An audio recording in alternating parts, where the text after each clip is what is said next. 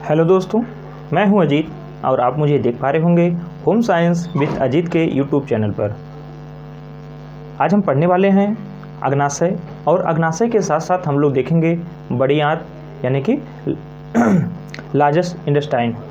आपको पता है कि हम लोग पढ़ रहे पाचन, इसके पहले पाचन में हम लोग मुखवाम पाचन देख लिए, ग्रासनली के साथ आमाशय में, छोटी आंत हम लोगों ने लीवर को बहुत हल्के में समझा, ऊपर पर की चीज़ें जो कि पाचन संबंधित थी। लीवर को हम अलग से जब पढ़ाएंगे आपको तो वहाँ पे हम उसको विस्तृत अध्ययन करेंगे। और लीवर को देखा हमने, पित्ताशय को देखा। अब उसी कड़ी में हम लोग आज देखेंगे क्या, अग्नाशय और उसके साथ आपकी बड़ी आंत। चलिए, सबसे पहले मैं यहाँ पे फिगर बना रखा हूँ आपको समझने के लिए, आपको एक पूर्व ज्ञान से रिलेट करने के लिए। जैसा कि आपको पता है कि पिछली वीडियो हम लोगों ने देखा था छोटी आंत में पाचन, तो उसमें हमने छोटी आंत को बना रखा था। आपको पता है कि जब भोजन मुख में आता है तो उसको बोलस कहते हैं, और ज्यों ही वह आमाशय में आता है तो उसको काइम कहते हैं, और आमाशय से ज्यों ही वह छोटी आंत में आता है उसे काइल्स के नाम से जाना जाता है। भोजन जब आमाशय में आता है तब वह अम्लीय हो जाता है, क्योंकि वहाँ पर होता है HCl, और HCl का pH मान 1 से 1.9 हुआ करता है। HCl का pH मान 1 से 1.9 हुआ करता है, अर्थात यह तीव्र अम्लीय होता है, जिसके कारण भोजन अम्लीय हो जाता है। लेकिन वहीं पर जो हम छोटी आंत में जब भोजन जाता है, जिसको हम लोग काइल के नाम से जानते हैं, और काइल में हम देखते हैं कि डेडुनम जो भाग हुआ करता है छोटी आंत का, जो कि सबसे ऊपरी भाग होता है, और उसी डेडुनम से आपका पित्ताशय, पित्त का रस मिलता है, और वहीं से आपके पेनक्रियाज मिलता है, आंती जूस मिलता है, और वहाँ पे जो है इसके pH मान जो है इसका 7 जो पित्तरस हुआ करता है उसका pH मान 7.5 से 8.4 हुआ करता है। अर्थात यह यहाँ पर पे आकर के क्षारीय हो जाता है, और हमारे जो है आपकी छोटी आंत होती है, छोटी आंत के जेजुनम और इलियम के द्वारा उसका अवशोषण किया जाता है, यानी कि जो भी हमारे खाद्य पदार्थ, जो भी पोषक तत्व है उनको जो है अवशोषित कर लिया था। आपसे क्वेश्चन पूछता है कि सबसे अधिक अवशोषण छोटी आंत के किस भाग के द्वारा होता है, तो आपका इलियम। और जान लीजिए कि सबसे बड़ा भाग आपका कौन सा है, इलियम है, और उसके नीचे विलाई पाई जाती है, यानी कि उन अवशोषित तत्वों को, पदार्थों को जो कि छोटी आंत के द्वारा अवशोषित किया गया है उसको कोशिकाओं तक पहुँचाना ही स्वांगीकरण, एसिमिलेशन के नाम से जाना जाता है। तो इतनी बात हम लोगों की हो गई थी। अब यहाँ पर बात करें तो हमने रिलेट करने के लिए, यहाँ पर जब छोटी आंत में आता है आमाशय से तो एक वाल्व होता है जिसको हम लोग पाइलोरिक वाल्व के नाम से जानते हैं। इसी पाइलोरिक वाल्व के माध्यम से ये हमारी स्मॉल इंटेस्टाइन में भोजन प्रवेश करता है, और किस रूप में, काइल के रूप में। और इसमें पहला भाग होता है डेडुनम। डेडुनम से आपका लीवर जुड़ा होता है, लीवर बनाता है पित्तरस, और यही पित्तरस से जो अतिरिक्त पित्तरस है इसको इकट्ठा करने के लिए आपका बना है पित्ताशय, पित्त धन आशय, यानी कि पित्त का घर। और वहीं पे आप लोग देखते हैं कि एक पत्ती की जैसी संरचना है, इसी को ही अग्नाशय नाम दिया गया, और इसी का पहले हम लोग अध्ययन करने वाले हैं। वहीं पर जब अग्नाशय की बात आती है तो आपको पता है कि यह देखने में लाइक एज ए लीफ यानी कि पत्ती की तरह इसकी संरचना होती है। वहीं पर जब आपसे खोजकर्ता कौन है, तो वहीं पे नाम आता है कौन, लैंगरहैंस। वहीं पे कौन आता है नाम, आपके अग्नाशय की बात करता है, खोज की बात आती है तो लैंगरहैंस की बात आती है। और आपको पता होगा कि आपकी मिश्रित ग्लैंड है, जो आपका अग्नाशय है, यह एक आपकी जो है इसमें मिश्रित ग्लैंड का काम करता है, यानी कि इसमें बाह्यस्रावी ग्रंथियाँ भी पाई जाती हैं, और इसके साथ ही साथ यह अंतःस्रावी ग्रंथि भी है, बाह्यस्रावी, अंतःस्रावी। तो आपसे क्वेश्चन पूछता है कि कौन सी ग्रंथि मिश्रित ग्लैंड है, मिक्स ग्लैंड, तो मिक्स ग्लैंड के रूप में आप लोग देखते हैं अग्नाशय यानी कि पैनक्रियाज। वहीं पर जब अग्नाशय की बात होती है तो विशेष हो जाता है, क्योंकि यह मिक्स ग्लैंड है। अब जब मिक्स ग्लैंड की बात आती है तो हमें पता है जो भी हमारी ग्लैंड हुआ करती है बाह्यस्रावी, अंतःस्रावी। तो जो बाह्यस्रावी ग्रंथियाँ हुआ करती हैं उनमें डक्ट पाया जाता है, उनमें नलिका पाई जाती है, जबकि जो अंतःस्रावी ग्रंथियाँ होती हैं वे डक्ट विहीन होती हैं, यानी कि नलिका विहीन होती हैं। अर्थात जो अंतःस्रावी, बाह्यस्रावी, यहाँ तक हमें पता है कि जो अंतःस्रावी होती है हार्मोन का स्राव करती हैं, लेकिन जो बाह्यस्रावी होती हैं वो एंजाइम का स्राव करती हैं, अर्थात एंजाइम का स्राव करेंगी, यानी कि भोजन को पचाने में सहायक होंगी। और वहीं पर जो अंतःस्रावी हैं हार्मोन या ब्लड मिलेंगी, यानी कि अन्य अंगों को उत्तेजित करने, उनको कार्य करने में सहायता करती हैं। तो हम लोग जानेंगे यहीं पे कि अग्नाशय जो है, जो कि आपसे मैं डायरेक्ट चल रहा हूँ, जो मिक्स ग्रंथि है, तो इसमें कौन अंतःस्रावी ग्रंथि है, कौन बाह्यस्रावी। और यहाँ से क्वेश्चन आपसे पूछता है कि कौन सी सेल है जो कि बाह्यस्रावी है, कौन सी सेल है जो कि अंतःस्रावी है। तो इसे हमें समझना होगा। और विशेष करके जब इसकी बात आती है तो आपका नाम आता है ग्लूकागान और एक नाम आता है इंसुलिन। इंसुलिन की कमी से आपको डायबिटीज़ हुआ करता है, जबकि ग्लूकागान होता है जो कि ग्लाइकोजन है, जो कि आपका अतिरिक्त ग्लूकोज था, जो कि अतिरिक्त ग्लूकोज जो हमारे ब्लड में था, जो कि इंसुलिन के द्वारा वह परिवर्तित कर दिया गया किसमें, ग्लाइकोजन में। और यही ग्लाइकोजन आपके जाकर के लीवर के ऊपर संचित हुआ रहता है। लेकिन जब कभी व्यक्ति भूखा रहता है और काम की आवश्यकता पड़ती है तो यही ग्लाइकोजन पुनः जो है इसी ग्लूकागान के माध्यम से टूटता है। किस में टूटेगा, ग्लूकोज में टूट जाता है और पुनः ऊर्जा देने का काम करता है। तो यहाँ पे अलग अलग कोशिकाएं हैं और यहाँ से आपका क्वेश्चन पूछता है TGT, PGT, NET, JRF, LT grade, इन सारी परीक्षाओं में, उसके साथ ही साथ वनडे एग्जाम में आपसे क्वेश्चन बार बार पूछता है। तो इसे एक बार हम क्यों ना अच्छे से समझ लें। चलिए देखते हैं। अब इसको हम यहाँ पे थोड़ा सा देख लीजिए। वहीं पे जब हम बात करते हैं आपकी छोटी आंत जहाँ से आपकी जुड़ती है वहाँ वो आपका कौन सा स्थान होता है, सीकम। यानी सीकम को हाउस ऑफ बैक्टीरिया के नाम से जाना जाता है। जब हाउस ऑफ बैक्टीरिया की बात आती है तो आपके पेट में एक बहुत ही महत्वपूर्ण बैक्टीरिया है जिसका नाम है ई कोलाई। ई कोलाई जो बैक्टीरिया हुआ करती है वह अपशिष्ट यानी कि अपचे भोज्य पदार्थ को मल में कन्वर्ट करने का काम करती है। अपचे भोज्य पदार्थ को मल में परिवर्तित करने का काम कौन करती है, ई कोलाई बैक्टीरिया, जो कि कहाँ पाई जाती है, आपके बड़ी आंत के भाग सीकम में पाई जाती है।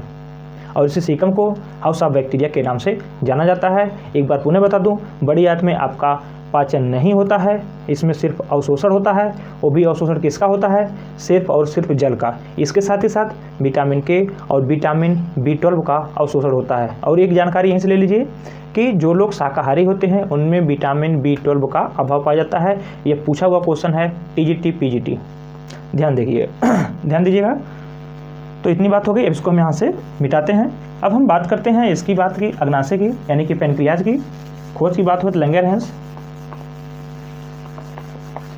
अब देखिए इसको कहा जाता है मिक्स ग्लैंड, यानी कि जब इसे हम मिक्स ग्लैंड की संज्ञा देते हैं तो मिक्स ग्लैंड यानी कि कोई एक ही सेल तो होगी नहीं, एक ही कोशिका तो होगा नहीं कि जो कि आपके हार्मोन और एंजाइम का स्राव करे।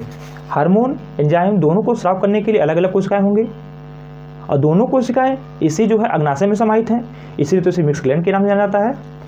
तो देखिए यह है आपकी मिक्स ग्लैंड। तो सबसे पहले यहाँ पे देख लेते हैं बाह्यस्रावी और यहाँ पे देख लेते हैं अंतःस्रावी। अब आप बता दीजिए, जब हम बाह्यस्रावी की बात करेंगे यानी किसका स्राव करेंगे, एंजाइम का। वहीं पे जब हम अंतःस्रावी की बात करेंगे तो किसका स्राव करेंगे, हार्मोन का। तो चलिए जब बाह्यस्रावी की बात आती है, एंजाइम की बात आती है, तो इसके लिए जो जिम्मेदार है आपकी मिक्स ग्लैंड की यानी कि अग्नाशय की, तो पाई जाती है आपकी एफ सेल। कौन सी सेल है जो बाह्यस्राव का काम करती है, एफ सेल होती है। और बाह्यस्राव यानी कि एंजाइम का स्राव करती है। एंजाइम में कौन कौन सा एंजाइम स्राव करती है, तो हमने कल बताया था आपको LAT यानी कि लाइपेज, एमाइलेज और आपका ट्रिप्सिन। लाइपेज, एमाइलेज और आपका ट्रिप्सिन, यही तीन आपके एंजाइम का स्राव करती है और आपकी अग्नाशय की कौन सी सेल करती है, आपकी एफ सेल करती है। वहीं पर जब अंतःस्रावी की बात करते हैं तो आपकी 3 कोशिका आती है जिसका नाम है अल्फा सेल, बीटा सेल और आपकी एक आती है डेल्टा सेल। अब जो बीटा सेल हुआ करती है अग्नाशय की, बीटा सेल किसका निर्माण करती है, इंसुलिन का। वहीं पर जो अल्फा सेल हुआ करती है ये आपके ग्लूकागान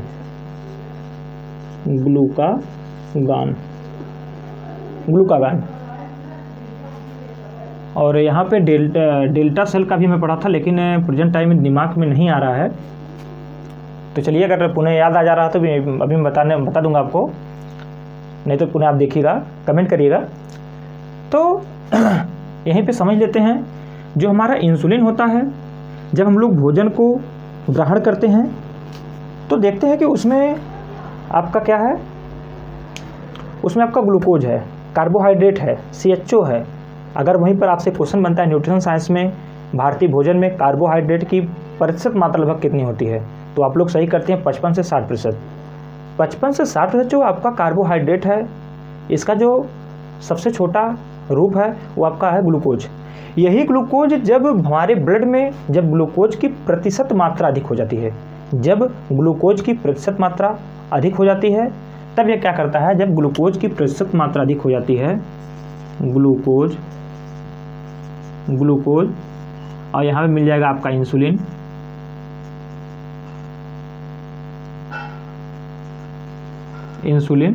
ये आपका ग्लूकोज, इंसुलिन मिल गया, आपका कहाँ निकला है, आपके अग्नाशय से निकला है, अग्नाशय के बीटा सेल से। यही इंसुलिन इसको कन्वर्ट कर देगा ग्लाइकोजन में, ग्लाइकोजन में कन्वर्ट कर देगा। लेकिन यहाँ पर आपका है ग्लूकागान यहाँ पे देखिए आपका है कन्वर्ट हो गया, और ये आपका क्वेश्चन पूछता है कि आपके ग्लाइकोजन के रूप में कहाँ पे संचित होता है, तो मांसपेशियों के साथ साथ आपके लीवर पे। तो जब यही आपका ग्लाइकोजन है, अब हमें जब हम किसी दिन व्रत रह गए, उपवास हैं और हमको काम करने की आवश्यकता है, यानी कि हमको ऊर्जा की आवश्यकता है, तब यही ग्लाइकोजन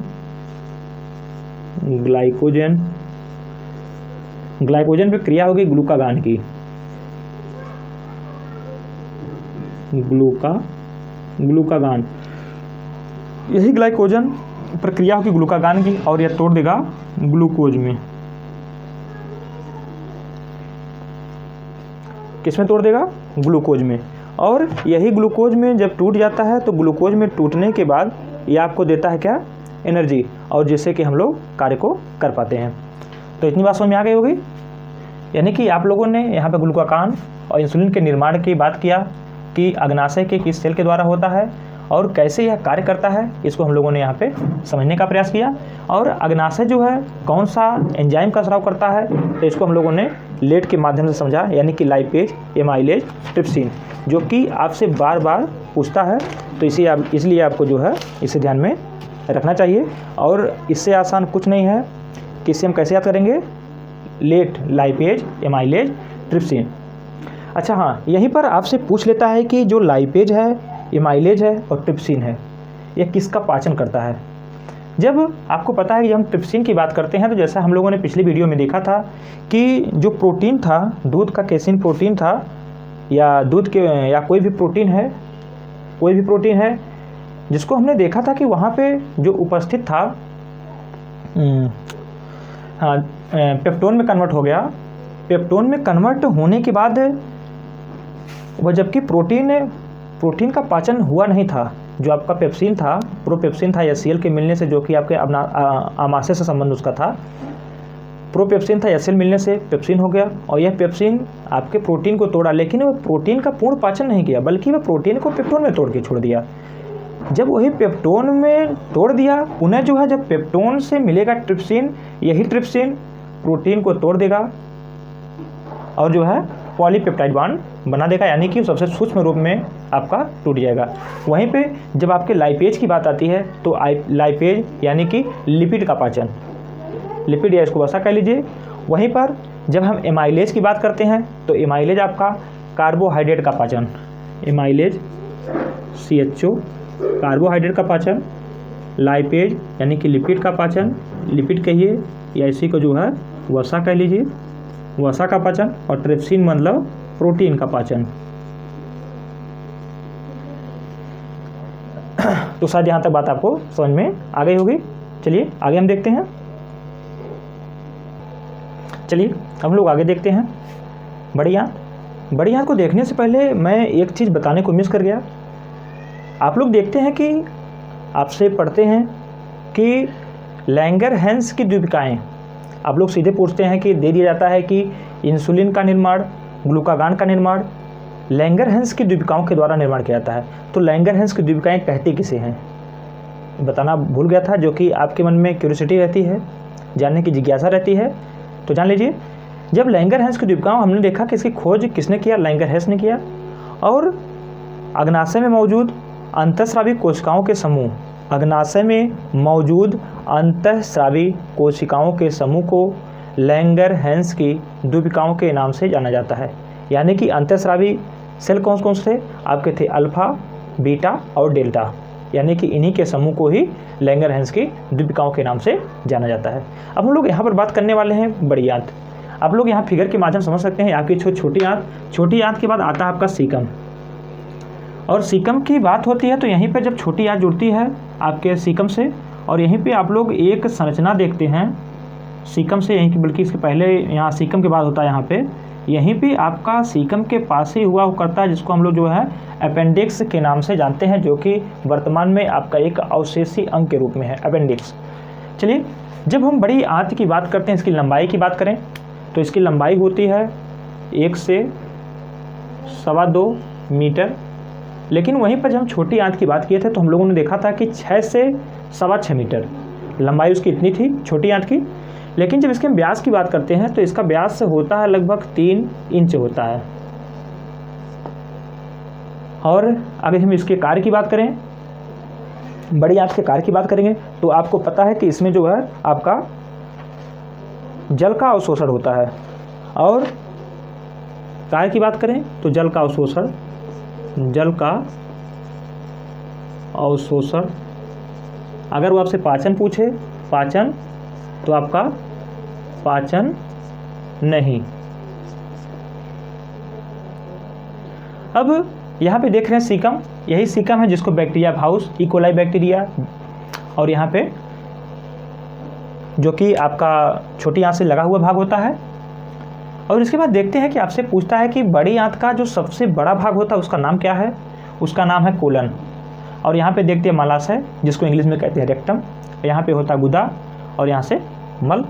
तो यानी कि जो कि आपके बड़ी आंत के अगर भाग की बात करें तो आपके बड़ी आंत के 3 भाग हैं, सीकम, कोलन और आपका मलाशय यानी कि रेक्टम। और कार्य के आपके जो है पता है कि इसमें पाचन आपका नहीं होता है। वहीं पर जब सीकम की बात करते हैं तो सीकम ये होता है जो अपचे पदार्थ को, सीकम में यहाँ से जो पदार्थ आपकी छोटी आंत से आता है, आपको पता है कि छोटी आंत का जेजुनम हो गया और इलियम हो गया, अवशोषण का काम करता है, अवशोषित करने का काम करता है।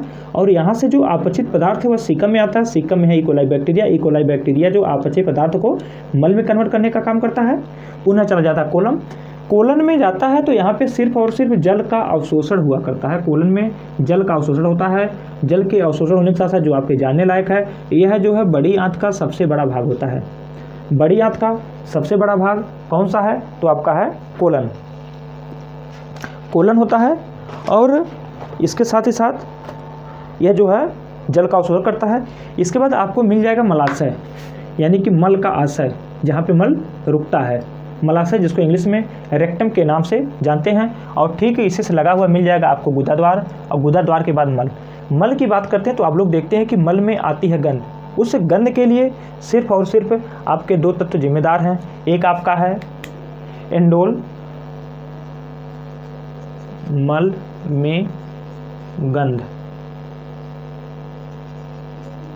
आपके 2 तत्व जिम्मेदार हैं। एक आपका है एंडोल और आपका एक है एक्सडोल। एंडोल और आपका एक्सटोल डोल लिख दिया मैं, एक्सटोल, एंडोल और एक्सटोल। मल में गंध आने का कारण क्या है? एंडोल और एक्सटोल। तो यहाँ पे पाचन हो जाता है समाप्त। हमने समझाने का पूरा प्रयास किया और उम्मीद भी करते हैं कि आपको समझ में आया होगा। और यहीं भी हो जाता है पाचन समाप्त। अब पुनः हम मिलेंगे किसी नेक्स्ट वीडियो में और किसी नए टॉपिक के साथ। तब तक के लिए तो चलिए, यदि आई हुई वीडियो पसंद कर दीजिए लाइक और छोड़ जाइए एक प्यारा सा कमेंट, जिससे हम आपके लिए वीडियो बनाते रहें। धन्यवाद।